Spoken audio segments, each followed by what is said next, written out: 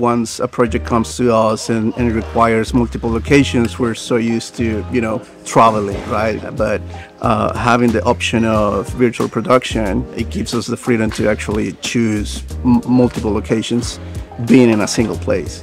Filming at STRAY VISTA, it was no-brainer.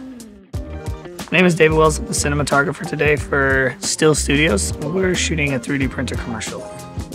Today it's two basically virtual extensions, so full virtual wall, and then we have two sets that we will be using the virtual wall as sort of the extension out the windows.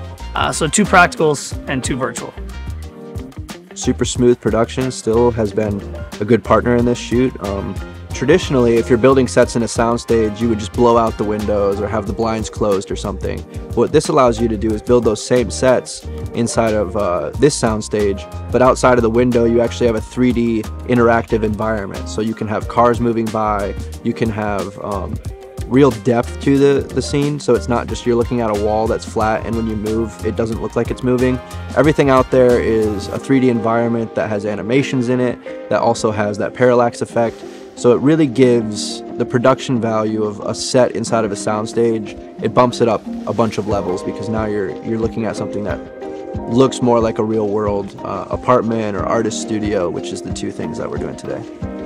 It's really cool to actually see the process, seeing the process of lining a virtual set, putting all the art together, which is huge.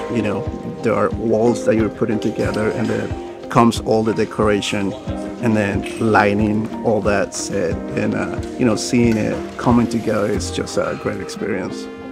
The overall possibility of this technology is limited to your imagination.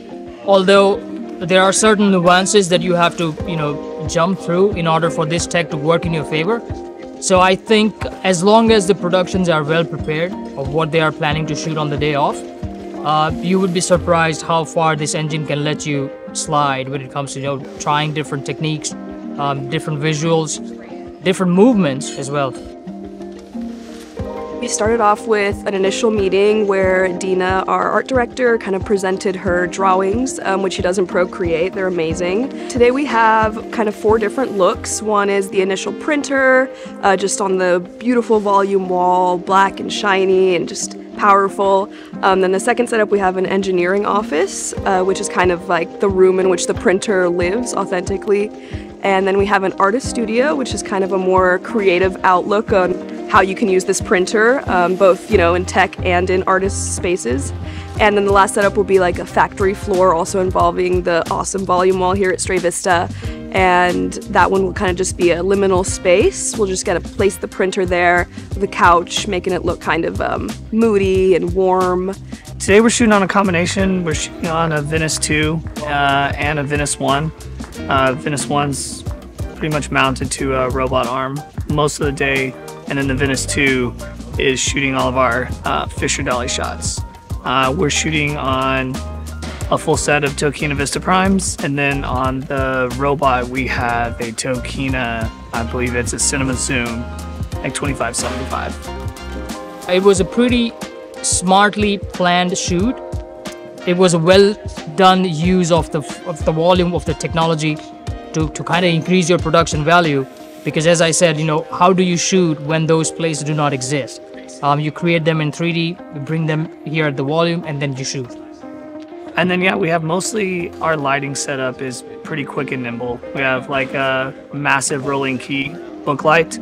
We've got a ton of overheads on double menace arms. That everything's on wheels. Everything can be micro adjusted, pushed, pulled.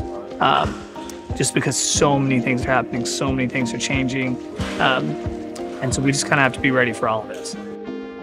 I just learned it about 5 minutes ago, is that when you're shooting against a volume wall, you want to paint the back of the flat black, so that way there isn't light bouncing off from the big volume screen onto the wall, kind of creating more of a brighter effect than the, gaff team and the DP kind of wanted. So yeah, paint those flats black if you're going to shoot against a very bright surface. Because the LED screen has a refresh rate at a certain speed, the camera has to be in sync with that. So traditionally I'm used to using somewhat faster shutter speeds, like above 1/250th of a second just to make sure everything is crisp and frozen in place.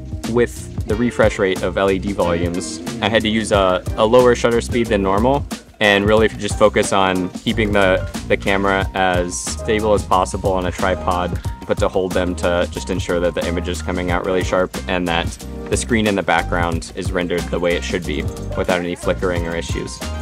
I think it's a very magical place because you can truly do anything that you want. It gives us the freedom creatively to have multiple actors in a single day, multiple locations in a single day, and a lot of creative freedom to do the angles that you need and the takes that you need for the final video.